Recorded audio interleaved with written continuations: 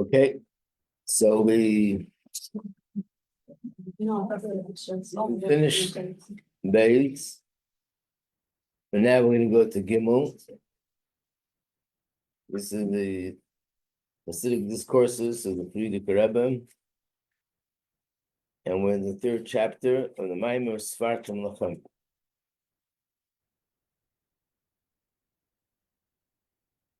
Actually, we have to finish the second. We have two more lines. We did yesterday how the spheres are included in each other. Chesed Sheba Chesed, Gvura Sheba Chesed, Tifer Sheba Chesed, Netzach Sheba Chesed, and Hoyt Sheba Chesed. What's Yisod Sheba Chesed?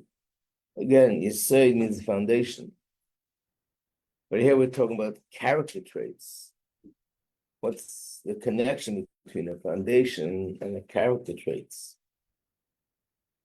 So obviously it must mean a way of describing certain emotion, but that is described by using the word Yisod.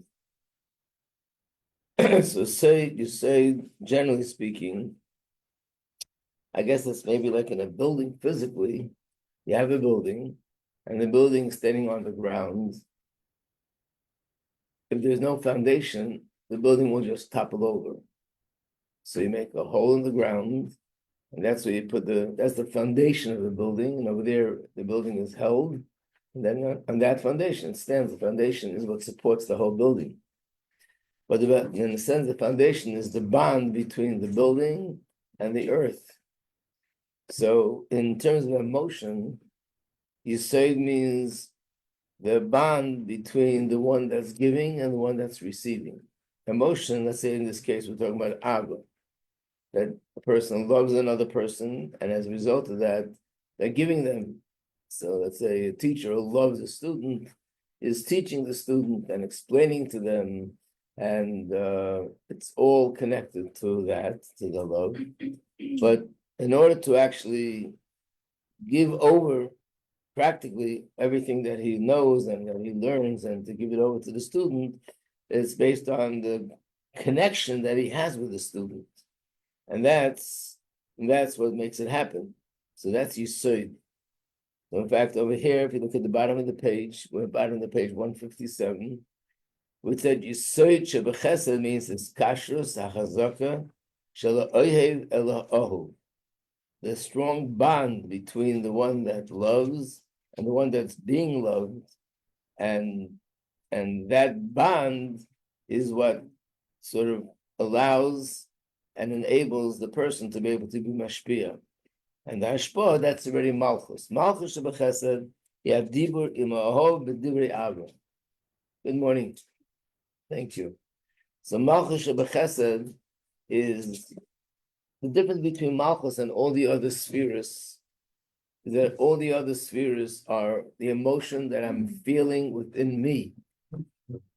The sphere of malchus, the function of this sphere is to communicate and manifest what I'm feeling internally outside of myself.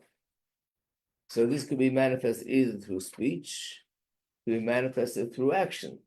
So that's why malchus is generally speaking speech or action. But before I'm able to actually do that, there has to be the connection to the person that I'm being mashpia to. And as a result of the connection, then comes malchus, the actual hashpah. So everything else before are the feelings inside the person. Let's say we talk about chesed, which is ahava, love. That's a feeling he feels in himself.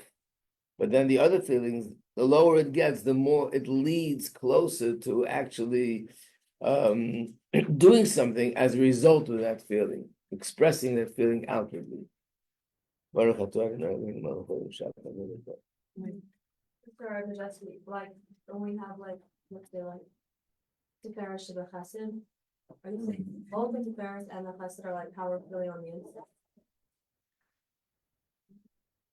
The first of the chesed are the emotional thing when he spoke about compassion. So it's a feeling that I feel within me.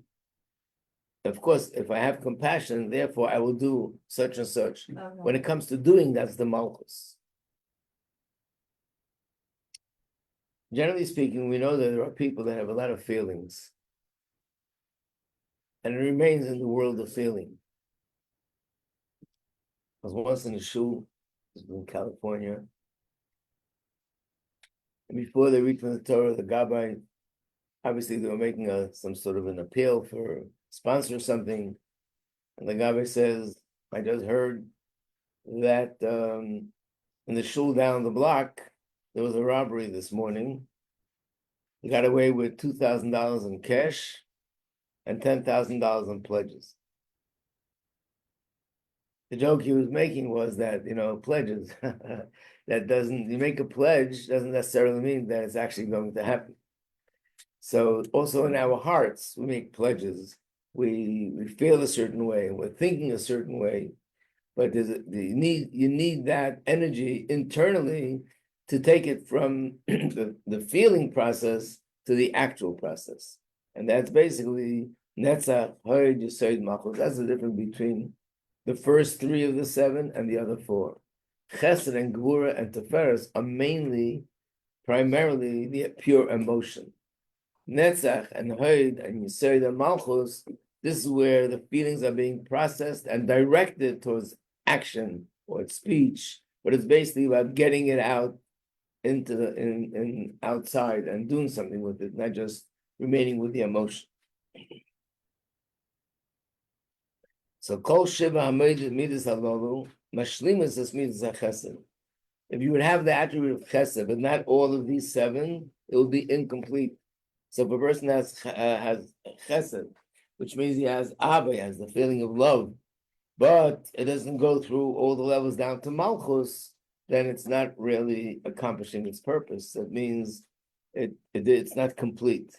So complete chesed is when it goes through Gevura and Tiferes and Netzach and Hoyd, Yesod, Malchus in chesed, and that's when the chesed goes through a complete cycle and complete process.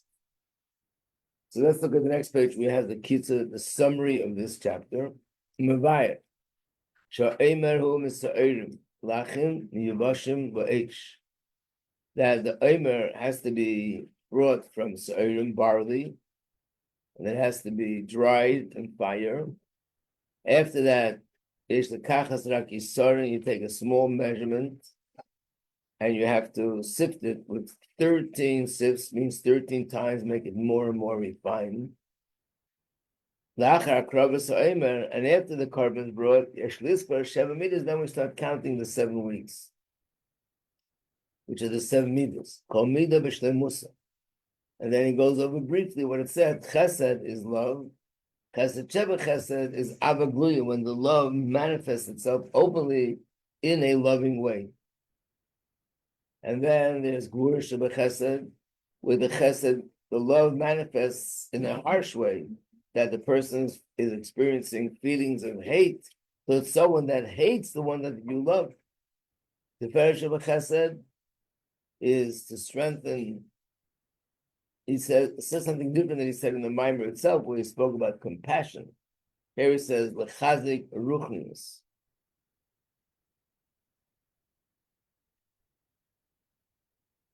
Not sure how that fits into what he said before, but it must be because this is a summary, it's not something new. Netzach sheba chesed means loydeschashev mechshelim, not to pay any attention to any kind of challenges, any kind of stumbling blocks on the way, but to be determined to carry out that feeling that I have, to bring it to fruition.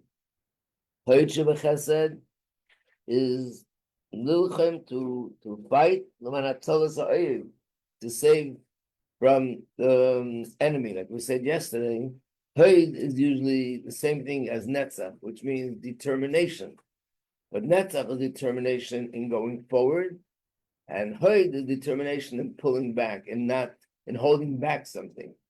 So the example he gave, like for example, you have to fight the enemy, and a person has a desire to live, so there's risking their life. Risking their life means that I'm putting aside my love for my life, and I'm going ahead, moving forward, and doing that which Hashem wants. Let's say Avraham Avinu, when he brought Yitzchak to the Akedah, what was the biggest part of the test? Avraham Avinu was the epitome of chesed, the epitome of love. He had unconditional love for every single person. How much more so that he had love for his own son? How much more so for a son that's a one and only son? And how much more so for a son that he waited 100 years to have this son? Maybe not 100, but all those years that he waited to have a child. So the love that he felt for Yitzchak had to be something beyond anything we can possibly imagine. And yet, he had to restrain that, hold that back, and do what Hashem told him to bring Yitzchak as a korban, to take a knife, and was ready to shech Yitzchak. So that's called, I would say that would be an example of Hoyt Shebachesed, that because I love Hashem, therefore I'm holding back and determined to hold back, not allowing under no circumstances that feeling of love for Yitzchak should get in the way of doing what Hashem wants. So on a personal level, it's more related to loisas, all those things that you're not allowed to do. That's where we need the hoyt.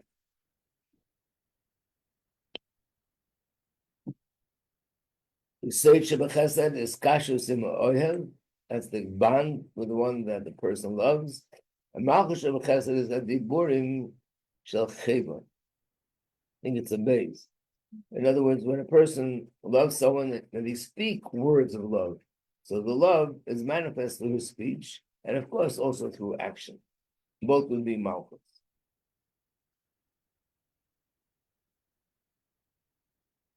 After he gave the example of these midas for the Nefesh Elokis, now the next chapter is going to give an example of how the midas also, the same thing, is with the Nefesh Bahamis. And again, give 7 examples. Gimel, Kol HaMidas Hein Midas B'nei Adam. All these midas that we just spoke about, these are midas of humans. La'adam yesh seichel and midas. Person has both, has intellect and he has emotion. Shebezehu sheinu mibal hachayim. This is what distinguishes him from animals. Av shegam lebal hachayim yesh seichel and midas. Even though animals also display intellect, like they have logic, and they also have midas. There are 2 differences between humans and animals regarding the seichel and midas. One difference is ha'adam ikrei seichel, v'amidas emapi seichel. This is something which we had before, that a human being is primarily an intellectual being and primarily functions by the intellect. And the midas are guided by the intellect. L'chayim is just the opposite. Ikra midas, what guides their life is mainly emotion, love and anger and all those feelings. V'haseichel, if there's any logic whatsoever, it's only something which is there to accommodate the midas, which means if the animal sees good food, then seichel will help him get the good food. If the animal sees a hunter that's threatening him, something will come to his mind how to get away from the hunter. There's no such thing as independent thought process for an animal. At least we don't know about such a thing. Animals' thoughts are always in connection to midas. Humans can sit down and think independently what's right, what's wrong, what's this, what's the purpose of this, what's the purpose of that. But by animals, mainly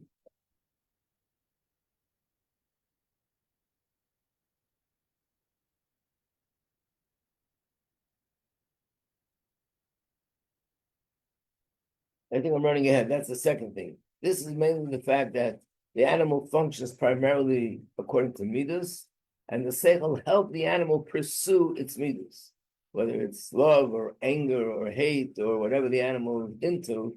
That's where the seichel comes in. There's a second difference. What distinguishes seichel and midas of a human from seichel and midas of an animal?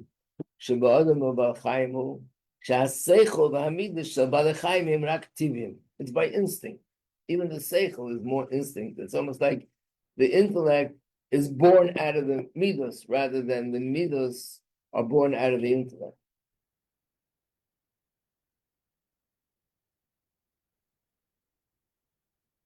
Then he says, "Gam haseichel hamidas shel bnei adam hem lo yosem hashasichlim." The truth is, even humans, there's another distinction between humans in general and a yid. Humans in general have seichel, and that seichel is what guides them. But by Bnei Yisrael, haseichel hamidas hem rak einam rak sichlim. They're not only logical; they're also gam elikim. They're also godly. It's a godly seichel. So it's another layer of depth that there is. So there's seichel, the way it is with an animal, it's really part of, and it's almost like an extension of the midas. Then there is seichel independent, which actually is the primary thing, and this guides the midas, the way it should be by any human being. And then the third level, it's not just seichel, but it's deeper than seichel, it's godly seichel. It's godliness manifesting in seichel and intellect. So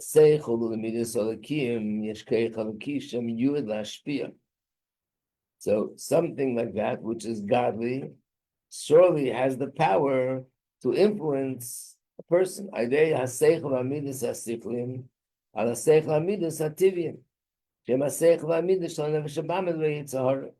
So basically, there's three sets here.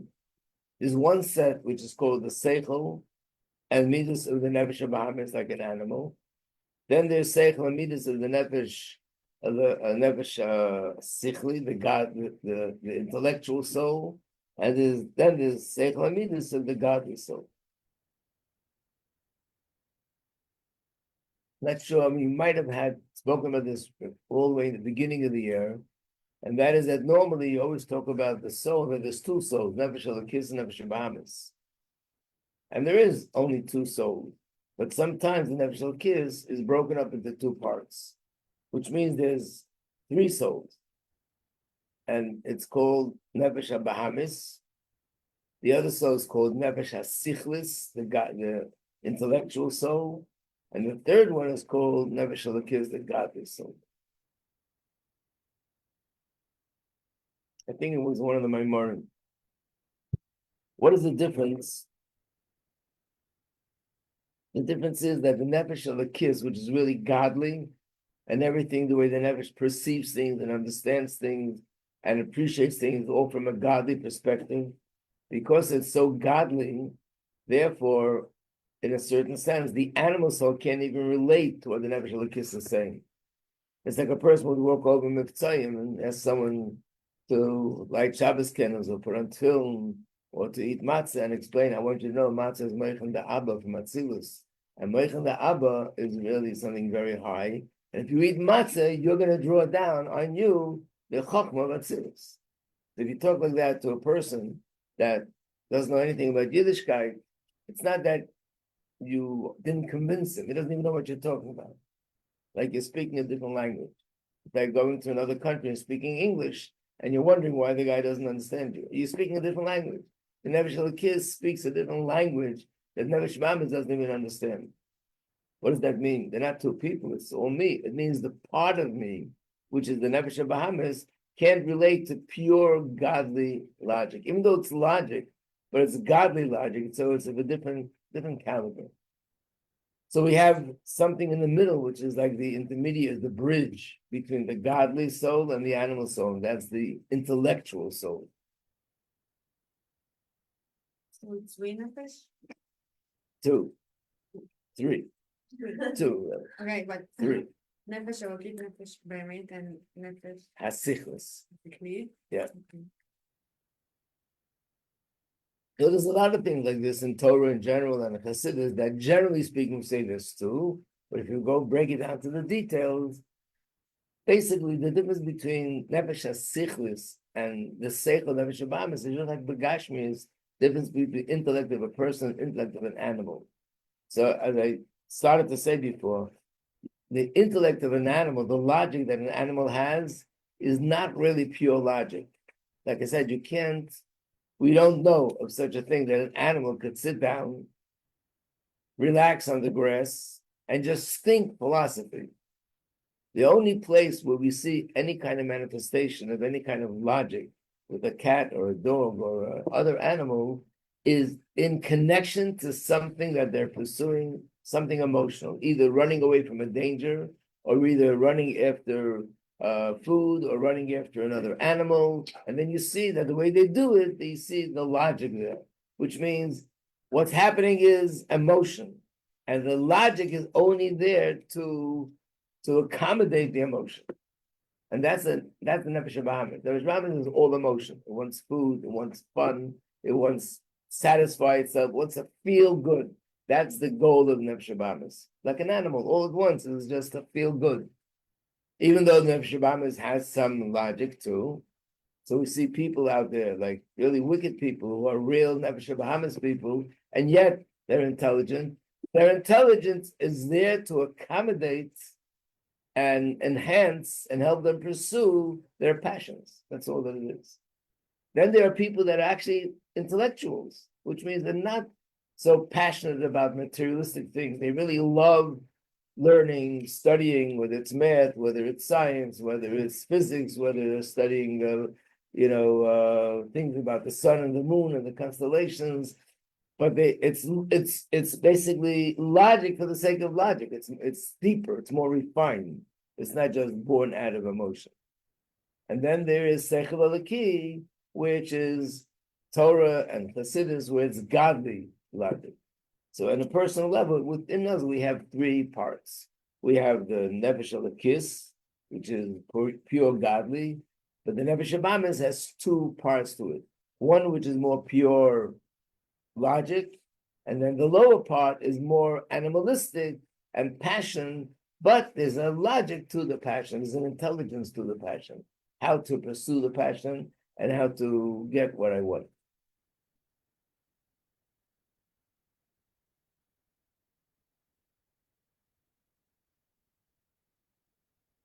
So basically, the godly soul speaks to the animal soul through the intellectual soul.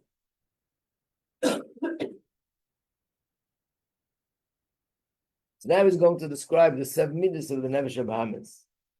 And Nefesh Bahamis is Seichel Vayetzare Himidus. This is a question people always ask: what's the difference between Nefesh Bahamis and Yetzirah? Is it the same thing or is it something different? So actually, here he says Nefesh Bahamis is more the intelligent part of the Nefesh Bahamis, and Yetzirah is more the midas part of the Nefesh Bahamis. That's one way of looking at it. So what's chesed, which is love? Love to materialistic things, to physical things. In other words, the attribute of chesed is still the attribute of chesed. It's love. What makes it negative is what it's directed to. It's a passion and a love for things that are materialistic, not godly. What's chesed shebechesed? Slavus, vatuv, tam, rachmon, naslan, the taiva gufnis, v'anochas ha'olam. Chesed shebechesed is when my love for worldly things manifests in a way of love, which means the person's passionate and all excited about those physical materialistic things that they love. What's Gevura Shebechesed? Hasina l'shem Torah mitzvahs. For example, somebody who loves the materialistic world, not interested in Torah mitzvahs, but as a result of that, he has hate towards someone who observed Torah mitzvahs.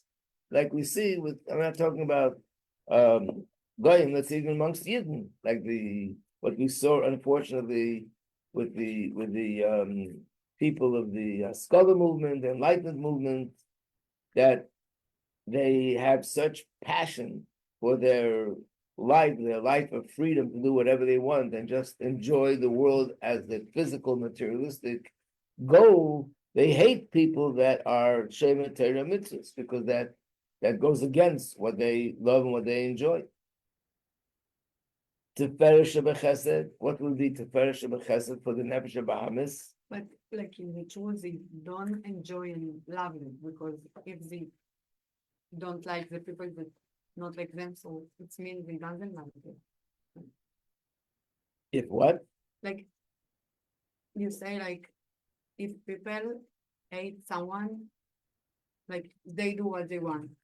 If a person loves a life without Torah mitzvahs, then that person will have a negative feeling towards someone who is Torah mitzvahs. Why?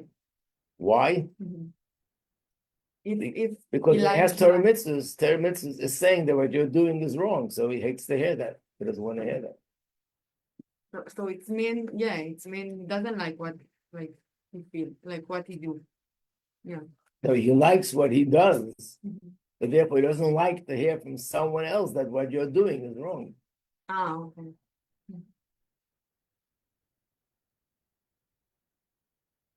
The Tiferes said, so now he's translating Tiferes from the word beauty, or sometimes Tiferes means the feeling pride and looking at it, and this is something which is beautiful. I mean, this is something which I could be proud of.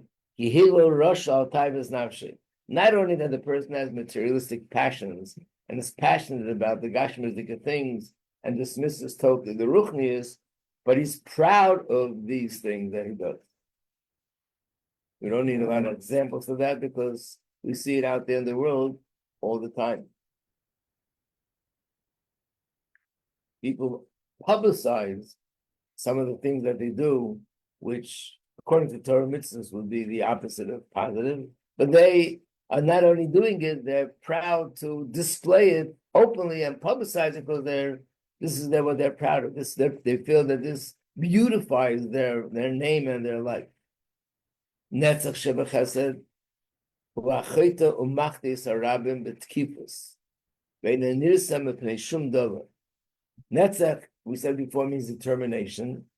And here's a person that has a passion for materialistic, gashmizik life. So this person is so passionate, he's determined sort of to spread it, and then more people should do it. And he's a person who's chayta machtis harabim, which means he commits sin himself, and then he also wants other people to commit sin as well. And nothing in the world stops him. Determined, not allowing anything to get in the way. Hod shebechesed. What does hod shebechesed mean? So we said before, hod means when you're restraining something, you're holding something back. The Gemara says that Amalek was Yudeis Rebbeinu Mechaven Limud B'Ei. What does that mean? Anyone remember? We had it in class.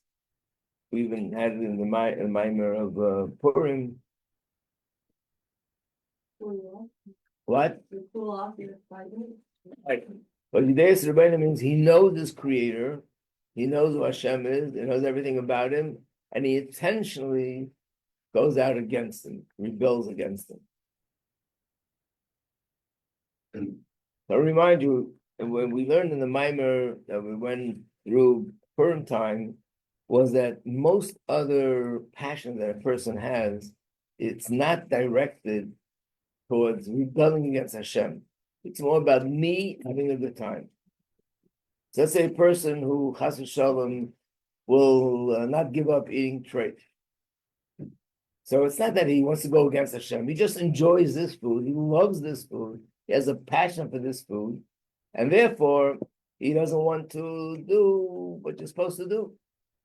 But his intention is not to go against Hashem. In fact, if you remember what he said in the Maimon was, a person gets so invested in their passion that they lose their sensitivity to spirituality. And therefore, it doesn't bother them because they became numb towards spirituality. They don't even get it. Amalek was different. When did Amalek actually attack the Yidden? What were the circumstances? They just went out of Mitzrayim. Remember, Mitzrayim was the superpower of that generation. They were powerful with military power, and they were powerful with sorcery. And they were the most powerful country in the world at the time. And the Gemara said, never in the history of Egypt did even one single slave succeed to escape. Here, a whole nation escaped, and not in the middle of the night, but right smack in the middle of the day. That was after they were went through the 10 makas, one after the other, where they were humiliated and they were beaten and they were crushed. On top of that, they had Kriyas Yamsuf, which was a clincher. And after that, Amalek comes and he's ready to attack.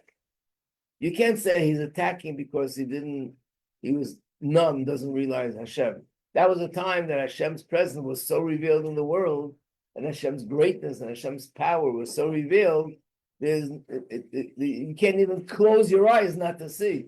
The whole world was moved by it. You bring that in the Maimer that 40 years later, when the Yidden were ready to go into Eretz Yisrael, 40 years later, it says that the nations that living there were melting with fear because they remembered what happened when they went out of Mitzrayim. And this happened, this is fresh, it just happened, and it didn't bite them. So we can't say that they weren't aware. So what was it? They knew the greatness of Hashem, they just saw it with their own eyes and heard about it, and yet they intentionally want to go against Hashem.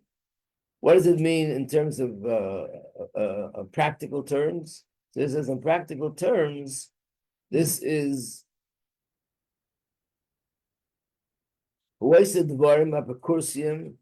is a person that does things which are heresy, and he violates Averis, not just like a person who does it because of pleasure. Because he has a heart that knows no limits, that's loose, and whatever he wants, he has to get, and he doesn't want to hear about any kind of restrictions. But this is different. This is mumar lahachis. This is doing it intentionally to anger Hashem. What kind of strange Yitzhahara it is, but that's the Yitzhahara. So this is what he calls the ultimate Hoyt Shebechesed, that even though deep down, not only deep down, he knows about Hashem, and he knows Hashem's greatness, and he knows Hashem could take care of him in 1 second, and yet he restrains those feelings, holds that back, doesn't let that get in the way of him doing what he wants to come out against Hashem.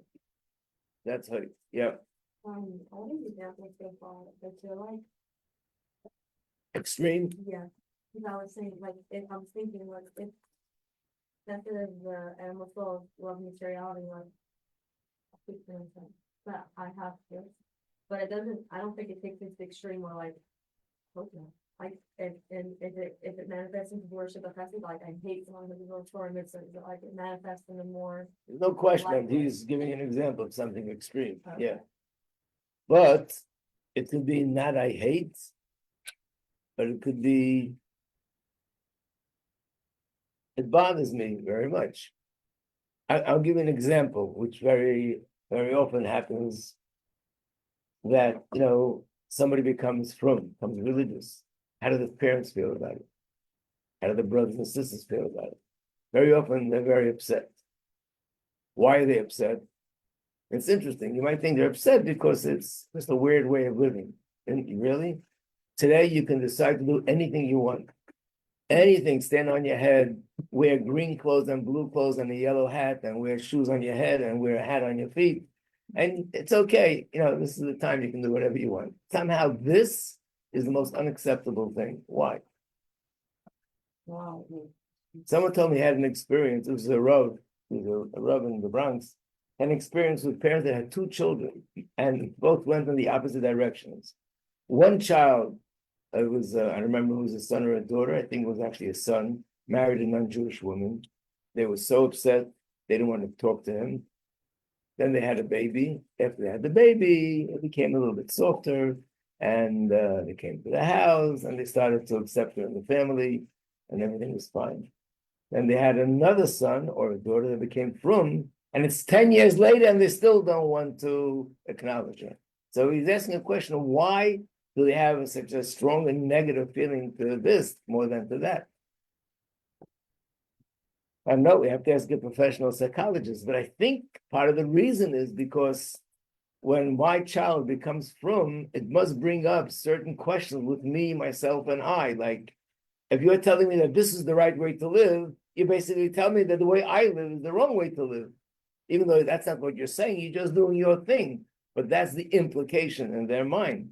So because I want to work on Shabbos and I want to eat food that is not kosher and I want to act in a tzniusdik way. So when I see somebody, especially close to me, that's doing these things, I wouldn't use the word hate, chas v'shalom, but I have a negative feeling towards it because it's sort of challenging what I want. Jealousy. If it would be jealousy, it would probably be great. It would lead to change. I think it's not jealousy. I think it's challenging. It's challenging what I'm doing, if I'm doing the right thing or not. Like insecurity. Right. It makes me feel more insecure about the way I live. Until now, I was told fine. Now, by you keeping Shabbos, you're making me feel insecure about me not keeping Shabbos. And I don't like that feeling. So I want to be at peace with myself. Wow. So it is no, I mean, why he chooses to go to an extreme, really extreme, like this, he chooses somebody who, it could be, this is my thought, this Maimon was written in 1940. What was going on in 1940, unfortunately? This was the time where the communist regime, and what was going on in the communist regime was not only Yidden, not only the Russian Goyim, it was Jews who were from the Enlightenment movement, and they made their own movement called the Jewish section of communists, and they were more vicious than the non-Jews. They had this hate for Yiddishkeit. So maybe that's what he was alluding to. Yisoid shebechesed. So we said before that Yisoid means the bond with the things outside of myself. Umashu meslav umechuber letayve gufnis v'chumras. This is the mechuber means the bond, the connection to those physical pleasures. Uretzeach te'lemales es tavesa. You can see that he's alluding to that, I think, to that element. He would murder in order to pursue those pleasures that he had. By the way, the person who arrested the Frierdiker Rebbe, they were two young, 24, 25-year-old Jewish boys.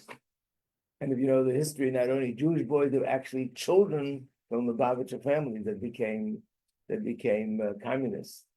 And one of them showed the Rebbe his hand and said, with my bare hands, you know how many people I killed, like rabbis and sheikhim. And in other words, he was priding himself, like he said before, of all the things that he did.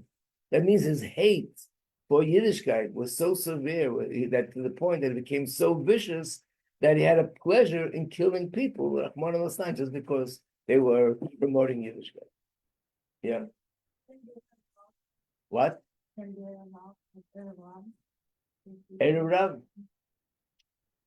I mean, obviously, some sort of a klippa got into them to make them to be so low. But you know, halachically, this person's a Yid. His mother was Jewish, his father was Jewish. Whatever. When you talk about Erev Rav, these are sort of spiritual things.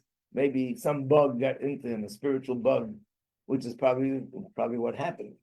But on the other hand, these are regular human beings. They're not demons, these are humans. What?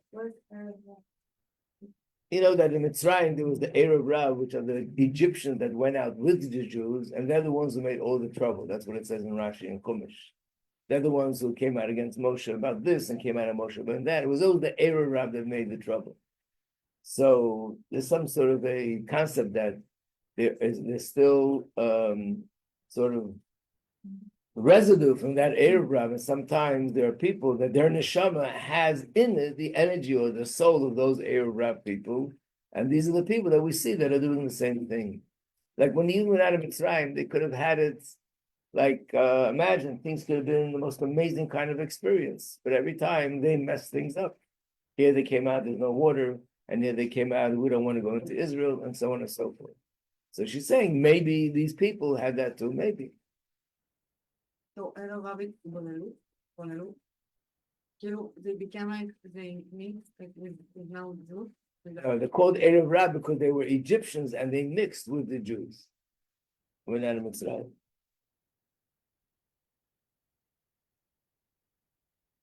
גם כאשר יודע שאדם הוא עושה מזל לבריאוסי, והוא שלום כך בחייו. Imagine people risk their lives to do their tithers. I guess people that are involved in crime, for example. You probably remember this week we had an interesting Hayom Yom about learning from a Ganav, from a thief. You know? Rabbi Zish Adipos said he can learn 7 things from a thief how to serve Hashem. What? You remember it? Not all of them, but like, even though he's stealing, he's still like ask God and want to make sure he doesn't. Oh, that's another thing. I don't think that one is mentioned there, but he mentions Yeah. right. One of them is that if he fails, he tries again. Another one is that he does things quietly. He doesn't make a lot of noise about what he's doing. He does it with sneers. And one of them is that he risks his life. What is a criminal doing? He's risking his life. He can get killed. He can get jailed for life, and he's still doing it. So that's the drive that's coming from. He's so connected to it. He can't stop himself. Thank you.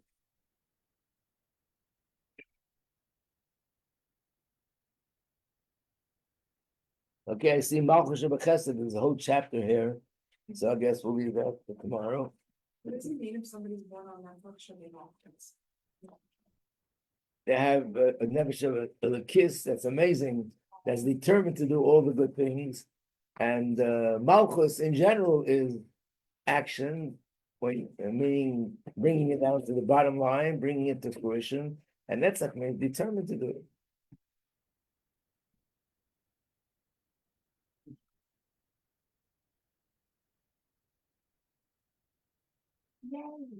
I'm wondering, you know somebody born on that day?